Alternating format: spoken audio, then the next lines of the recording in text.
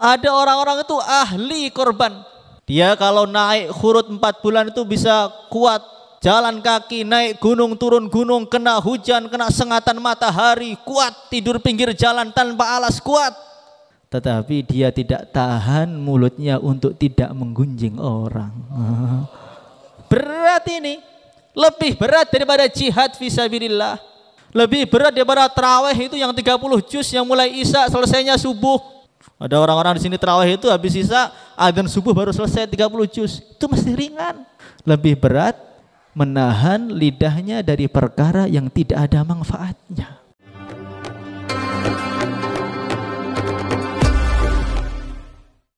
Assalamualaikum warahmatullahi wabarakatuh. Innal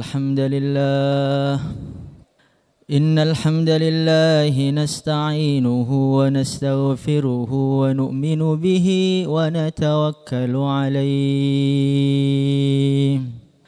wa na'udzu bihi min shururi anfusina wa min sayyiati a'malina. من يهده الله فلا مضل له ومن يضلله فلا هادي له. أشهد أن لا إله إلا الله وحده لا شريك له وأشهد أن سيدنا ومولانا وحبيبنا محمدا عبده ورسوله. اللهم صل على سيدنا محمد قبل كل كلام. اللهم صل على سيدنا محمد عند كل كلام. اللهم صل على سيدنا محمد بعد كل كلام. اللهم صل على سيدنا محمد عدد الأسماء والأبصار. اللهم صل على سيدنا محمد عدد ما وسعه علم الله. قال الله تعالى في كتابه الكريم: قل بفضل الله وبرحمته فبذلك فليفرحوا هو خير مما يجمعون. وقال عليه الصلاة والسلام: كل أمتي يدخلون الجنة إلا من أبى. قيل ومن يأبى يا رسول الله صلى الله عليه وسلم؟ قال صلى الله عليه وسلم: من أطاعني دخل الجنة ومن عصاني فقد أبى. Para hadirin yang dimuliakan oleh Allah Subhanahu wa taala. Al-Imam Al-Ghazali beliau menceritakan satu hadis. Riwayatnya Sayyidina Sufyan ibnu Abdillah. Suatu ketika Sayyidina Sufyan ibnu Abdillah ini datang kepada Rasulullah sallallahu alaihi wasallam. Kenapa beliau datang kepada Nabi? Karena beliau ini mengkhawatirkan tentang agamanya. Mengkhawatirkan tentang agamanya kalau ada satu amalan yang perasaan beliau biasa saja, ternyata amalan itulah yang akan menghalangi beliau masuk surga. Beliau khawatir jangan-jangan ada perkara yang sepertinya remeh, kecil, tapi justru itulah yang akan menjatuhkan, membuat beliau tersungkur di dalam neraka. Hari ini semua orang khawatir. Tetapi yang dikhawatirkan orang pada hari ini mengkhawatirkan kesehatannya, mengkhawatirkan hartanya, masa depan dirinya, masa depan anaknya. Jarang orang yang mengkhawatirkan tentang agamanya. Hadirin yang dimuliakan oleh Allah Subhanahu wa taala. Maka ketika beliau datang kepada Rasulullah sallallahu alaihi wasallam, beliau bertanya, "Ya Rasulullah sallallahu alaihi wasallam, ma aktsaru ma takhafu alai?" Ya Rasulullah sallallahu alaihi wasallam, perkara apa yang paling engkau khawatirkan dari diri saya? Perkara apa yang paling membahayakan dari diri saya? Amalan apa ya Rasulullah sallallahu alaihi wasallam? Fa akhadha Rasulullah sallallahu alaihi wasallam bilisanihi thumma qala hadza. Maka Nabi Muhammad tidak menjawab. Beliau memegang lidah beliau mengatakan, inilah yang saling saya khawatirkan untuk kamu. Beliau bukan mengkhawatirkan yang lain, sholatnya, ibadahnya, dakwahnya, tidak. Yang dikhawatirkan lidahnya. Satu anggota tubuh yang sangat kecil, tidak bertulang, tidak ada tenaganya, lemes. Tetapi bahayanya begitu besar sekali. Maka Rasulullah sallallahu alaihi wasallam beliau bersabda, "Innal 'abda la yatakallamu bi kalimatin ma yatabayyanu ma fiha yahwi biha fi nari ab'ada ma bainal masyriqi wal maghrib." Orang terkadang dia berbicara satu kalam, satu kalimah, ma yatabayyanu ma fiha, dia tidak merenungi tentang kalimah tadi. Ngomong biasa, ece-ecean, ecek-ecekan, gunjing dikit, fitnah dikit, kecil aja. Dia tidak menganggap la yara fiha ba'san, dia tidak menganggap kalimah itu bahaya. Ternyata satu kalimah yang dia ucapkan kurang dari 1 menit tadi menjatuhkan dia ke dalam neraka 70 tahun jaraknya ke dalam. Satu kalimah, ngomongnya sebentar, itu pun gak terlalu berat. Perasaannya menghina orang itu juga biasa saja. Ternyata wa huwa indallahi azim, itu ternyata dosa yang sangat besar yang membuat dia masuk neraka jaraknya lebih jauh daripada ufuk timur sampai ufuk barat. Hadirin yang dimuliakan oleh Allah Subhanahu wa taala. Maka ketika Rasulullah sallallahu alaihi wasallam beliau Isra Mi'raj, beliau melihat ada orang tuh makan bangkai sampai muntah, makan bangkai lagi.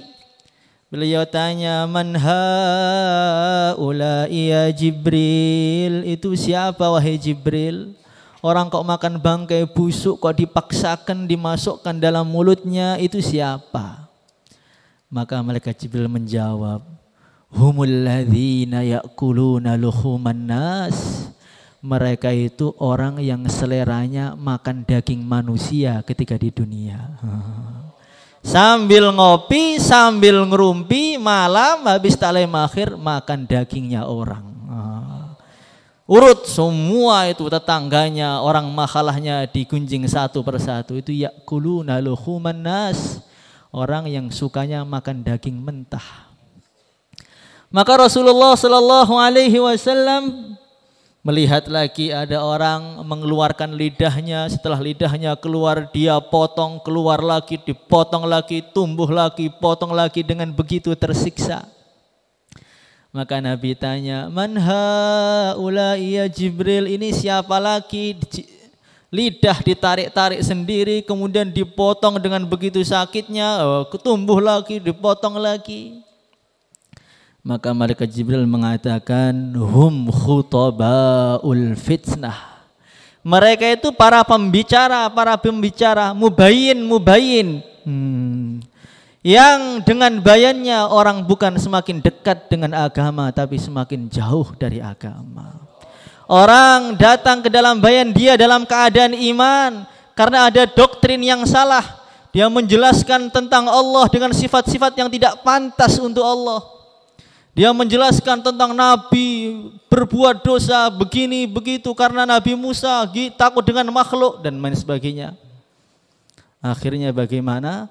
Orang yang datang dalam keadaan iman bisa dikhawatirkan pergi dari bayan, imannya sudah lepas. Itu namanya khutabaul fitnah. Kadang-kadang terlalu jos. Nabi Musa itu imannya naik setelah dakwah. Sebelum dakwah itu imannya masih lemah. Ini namanya khutabaul fitnah. Hadirin yang dimuliakan oleh Allah Subhanahu wa taala.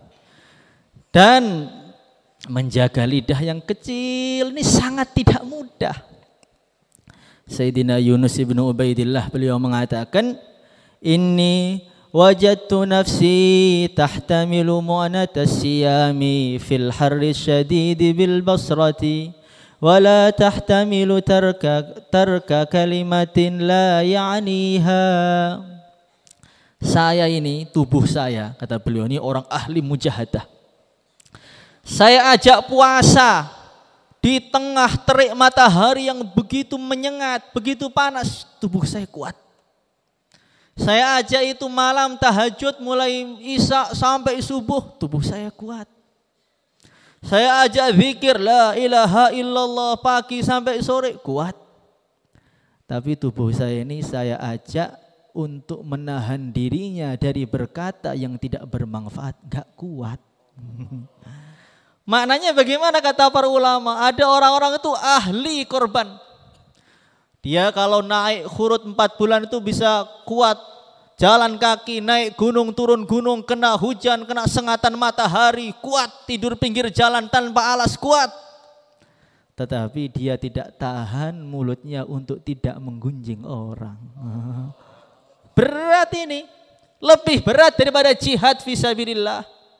Lebih berat daripada tarawih itu yang 30 juz yang mulai isya selesainya subuh.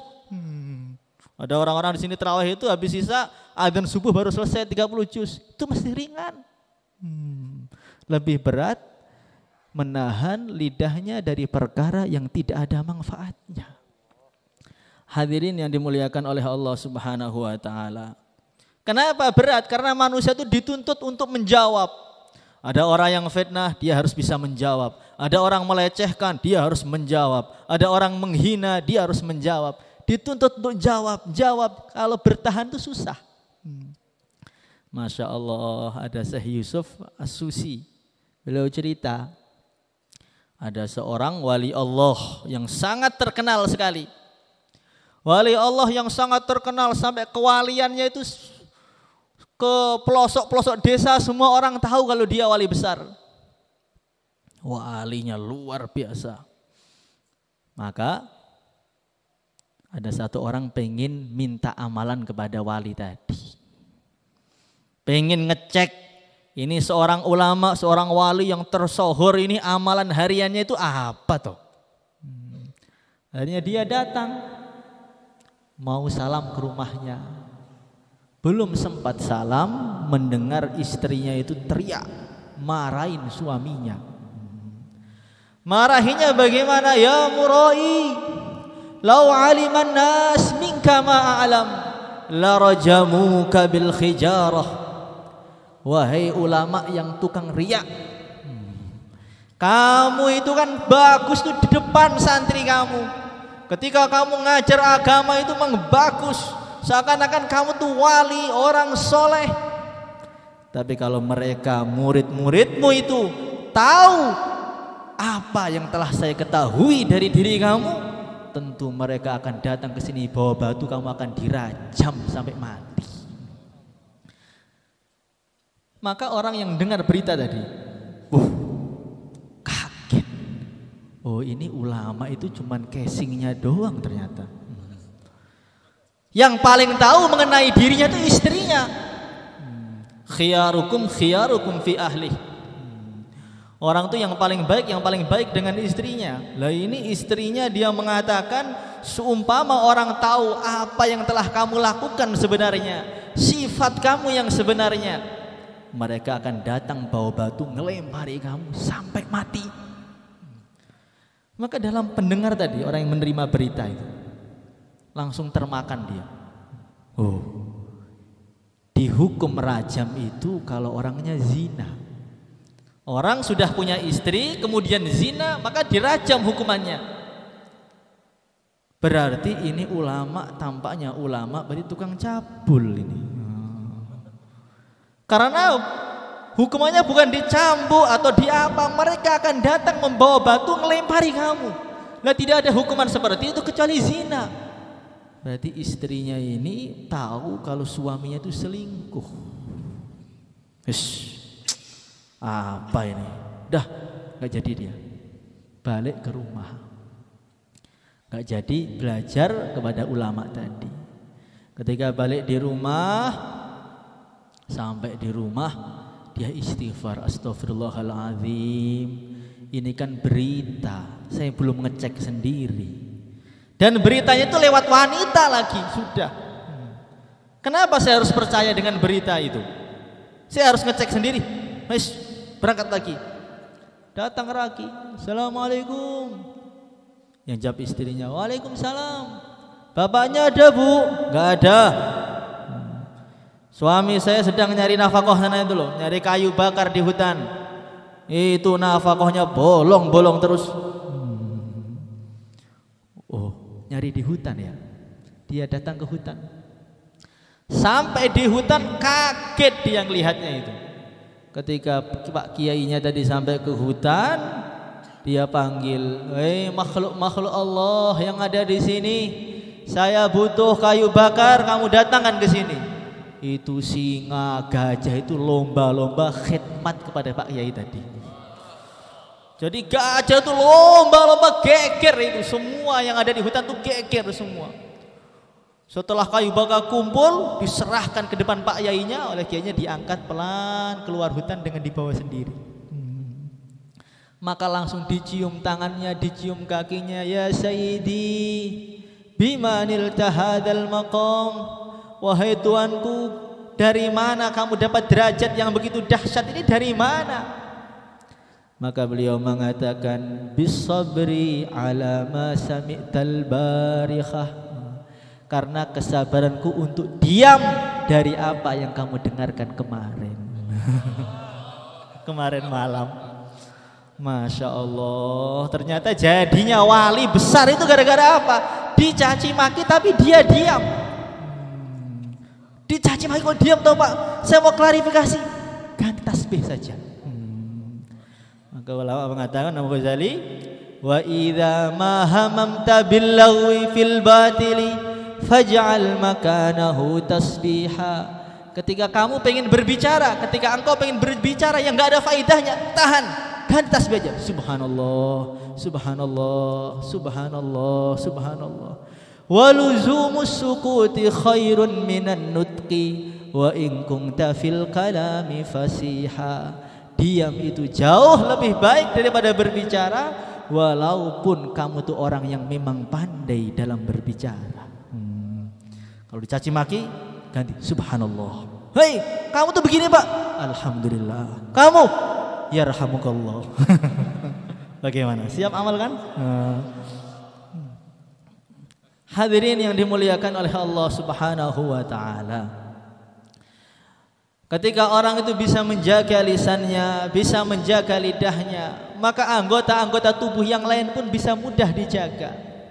Dalam hadis riwayat Sayyidina Abu Sa'id Al-Khudri, beliau mengatakan, setiap pagi hari seluruh anggota tubuh ini berbicara kepada lidah. Tangan kita berbicara, mata kita berbicara, lisan kita berbicara, hati kita berbicara, kaki kita berbicara secara gaib, berbicara kepada lidah.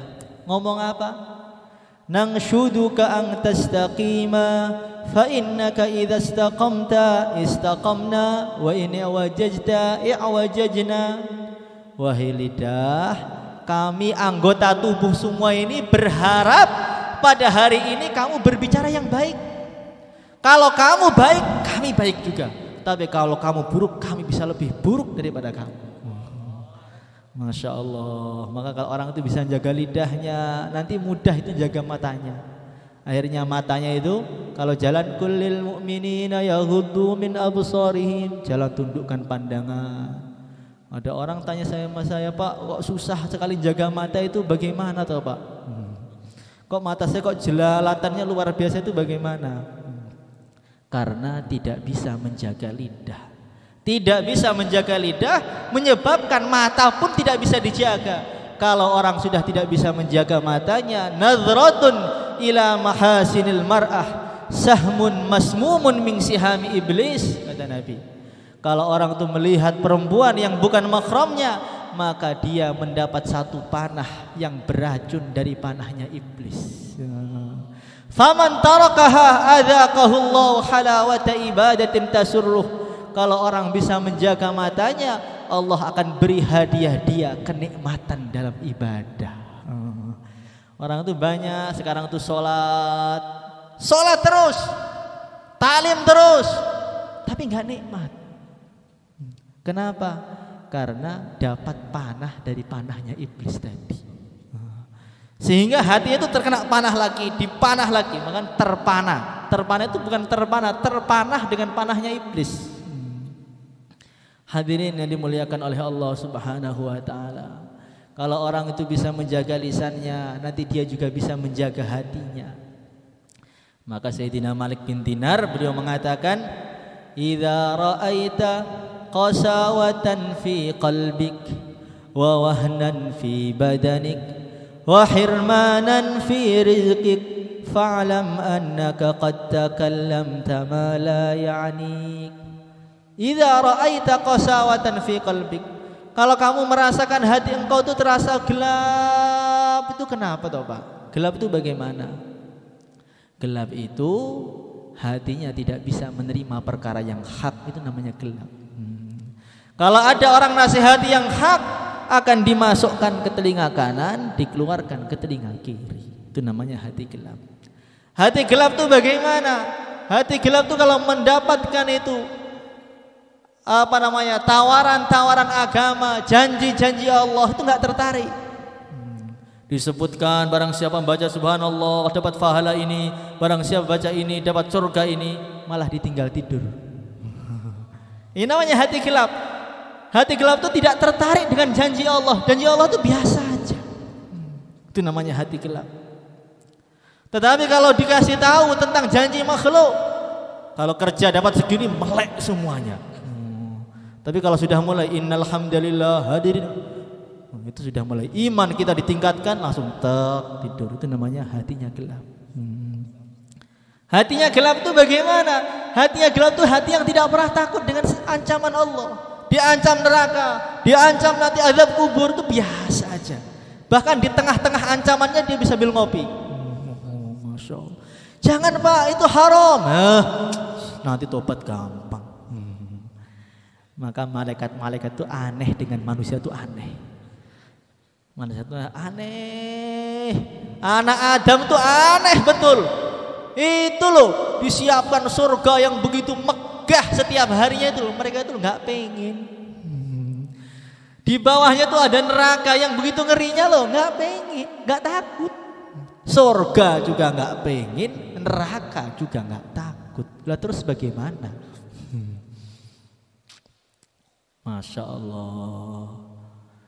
Wa khirmanan fi rizqik, tubuh itu ngerasa berat. Masya Allah. Dengar azan tuh gak bisa angkat kaki tuh kayak berat. Kenapa itu? Fa'lam annaka qad takallamta ma la ya'nik. Banyak ngobrol ngalor ngidul yang gak ada fadilah dan gak ada pahalanya. Masya Allah. Maka kata para ulama mengatakan kalau orang itu bisa menjaga lidahnya dari perkara yang gak manfaat, ditahan. Nanti dia akan merasakan kejernihan hati. Kalau orang sudah merasakan kejernihan hati itu sudah gak bisa berhenti amal itu. Akan merasakan bagaimana rasanya nikmatnya sholat, akan merasakan bagaimana rasanya cinta kepada Allah. Kalau orang sudah merasakan cinta kepada Allah itu sudah dunia itu gak ada yang enak. Sayyidina Dhunnun al-Misri beliau mengatakan, saya datang ke Makkah al-Mukarramah. Ini ada orang badannya tergeletak, kayak sudah jadi bangkai, banyak luka-lukanya. Dia nangis terus, nangis, gak henti-hentinya. Maka oleh Sayyidina Dhunnun ditanya, ma yubki, kenapa kamu nangis tuh kenapa? Dia mengatakan, ini asyikun gharib. Saya ini nangis kangen, betul rindu pengen jumpa dengan Allah. Ada yang enggak yang kayak begitu? Kalau orang sakit, Pak doakan biar panjang umur ya Pak ya. Kalau orang sudah asyikun gharib, orang kalau sudah cinta dengan Allah pengennya apa? Ketemu dengan Allah, ketemu. Maka dia nangis saking pengen ketemunya Allah tapi gak mati-mati. Maka Sayyidina Dzunun itu kaget. Saya juga kangen juga, saya juga rindu juga, nangis juga. Akhirnya ini nangis. Pas terkencangnya nangis, kencang-kencangnya nangis, jantungnya itu pecah, langsung meninggal di tempat. Masya Allah, dia pergi cari kain kafan buat mandikan, buat ngafani, mau diurus itu. Nyari kain kafan, datang mau dimandikan, jenazahnya hilang. Dicari Masjidil Haram tuh puter 7 kali, nggak ketemu. Tanya ke polisi, nggak ketemu. Tanya kemana-mana, nggak ketemu. Maka terdengar ada suara tanpa rupa, "Hei Dzunun, kamu nyari dia, nggak akan ketemu." Talabahu syaitan falam yajidhu wa talabahu ridwan falam yajidhu. Dulu ketika dia masih hidup, setan laknatullah alaih itu nyari dia, pengen digoda, dicari kemana lah. Setan tuh iblis gak ketemu nyari dia. Jangankan kamu, ketika dia meninggal, itu malaikat-malaikat rebutan pengen ngurusi jenazah dia, mandikan dia, ngafani dia. Malaikat pun gak ketemu nyari dia. Sampai terakhir malaikat Ridwan, penjaga surga, pengen memberi penghormatan khusus kepada dia, mau diajak langsung ke surga sendiri. Malaikat Ridwan pun gak ketemu nyari dia. Kamu mau nyari, gak akan bisa ketemu. Maka dia tanya, ya Allah, kalau begitu dia di mana ya Allah? Fi maq'adi sidqin 'inda malikin muqtadir. Di satu tempat yang sangat mulia, yang enggak ada yang duduk di situ kecuali siddiqin. Dia telah duduk di sisi Tuhannya. Jadi malaikat pun gak lewat, sudah langsung di sisi Allah. Itu kalau orang sudah hatinya jernih, ngerasakan bagaimana rasanya nikmatnya mahabbah kepada Allah itu. Wes, nangis, lah dunia itu gak terkesan. Ada orang mau ngomel, mau nyaci maki itu sudah nggak ada, nggak masuk blas. Karena dia sudah punya himmatun aliyah, punya cita-cita yang terlalu tinggi, yang beda dengan orang lain. Yang saya ceritakan kemarin itu, Masya Allah, Nabi Isa alaihissalatu wassalam, beliau itu jalan. Dalam perjalanannya ngelihat ada anak muda sedang cocok tanam. Maka anak muda tadi bilang pada Nabi Isa, "Sal rabbaka ayyarzuqani mithqala habbatin min mahabbati." Wahai Nabi Allah, doakan kepada Allah, mintakan kepada Allah agar Allah memberi kepada saya ini sebiji dzarrah dari cinta kepadanya. Maka Nabi Isa mengatakan, "Innaka la tutiq." Kamu enggak mampu. Nisfa dzarrah. Kalau enggak mampu 1 dzarrah, separuh aja. Separuh, ya, didoakan. Allahumma rzuqhu nisfa dzarratin min mahabbatik. Ya Allah, berilah rezeki kepada dia ya Allah, separuh biji dzarrah dari cinta kepadamu ya Allah. Ditinggal pergi. Setelah ditinggal pergi, setelah berapa waktu yang lama, Nabi Isa melewati tempat yang sama. Ternyata bagaimana? Dia tanya kepada orang-orang, mana orang di sini yang kemarin dulu tuh, mana anak muda itu? Sudah gila ya Nabi Allah. Dia gila dan pergi nggak tahu kemana. Sejak engkau doakan, saat itu juga dia gila dan dia pergi. Maka Nabi Isa doa, ya Allah, tampakkan kepada saya toh ya Allah itu di mana, toh letaknya dia itu di mana. Setelah ditampakkan, dikasaf, kelihatan itu. Ternyata orangnya itu di atas gunung, sedang angkat tangan, bajunya sudah compang-camping, nggak makan, nggak minum, kena panas, kena hujan, nggak berhenti. Ya Allah, ya Allah, ya Allah, ya Allah. Pernah ngerasakan nikmat kayak begitu apa belum? Masya Allah. Maka Nabi Isa datangi itu. Ya fulan, anak Isa. Wahai fulan, saya Nabi Isa. Lihat saya. Terus dia, ya Allah, ya Allah, ya Allah, ya Allah. Fulan, anak Isa. Terus, ya Allah, ya Allah, ya Allah. Dibentak oleh Nabi Isa itu. Terus, ya Allah, ya Allah. Maka terdengar suara tanpa rupa. Suara tadi mengatakan, ya Isa, akaifa yasma'u kalam al-adamin man kana fi qalbihi nisfa dzarratin min mahabbati. Wahai Nabi Isa, bagaimana mungkin seseorang itu bisa mendengarkan kalamnya anak Adam kalau dalam hatinya ada separuh biji dzarrah dari cinta pada Allah. Separuh biji dzarrah saja sudah enggak dengar kalamnya anak Adam. Wa izzati wa jalali law qatta'tahu bil minsyar lama alimah. Seumpama kamu cincang-cincang tubuhnya pakai gergaji, dia tidak akan terasa. Dulu kalau orang dapat mahabbah itu begitu.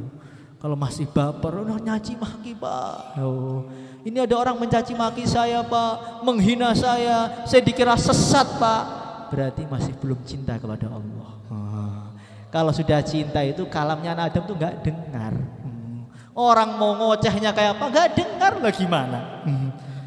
Orang ngoceh ya Allah, ya Allah. Ngoceh lagi ya Allah. Orang gila ya Allah. Dia dipanggil gila ya nggak apa-apa. Ya Allah dapat pahala. Bagaimana? Siap? Ini benar ini, Masya Allah. Kalau sudah seperti itu, Allah jadikan tubuhnya itu cahaya semua. Lidahnya cahaya, mulutnya cahaya, tangannya cahaya. Sehingga bagaimana? Dia belum ngomong orang dapat hidayah. Sekarang orang itu dakwah. Ini orang kampung saya nih Pak, Bani Israel semua Pak. Fir'aun semua itu mereka itu. Kalau kita memang terang betulan, mereka itu akan mendapat cahaya dari kita sendiri. Jadi jangan nyalahkan orang, tapi nyalahkan diri kita sendiri. Hadirin yang dimuliakan oleh Allah SWT, itulah himmah aliyah itu seperti itu. Kita sholat, kita dakwah, kita berjuang, kita puasa untuk apa sih? Supaya kita masuk surga. Setelah masuk surga mau apa? Puncaknya surga itu apa? Puncaknya surga itu ketika hari Jumat mereka akan dipanggil langsung oleh para malaikat, kumpul ditaruh satu tempat ngelihat Tuhannya. Itu sudah puncak, sudah. Ketika manusia itu Allah berfirman kepada mereka, saluni,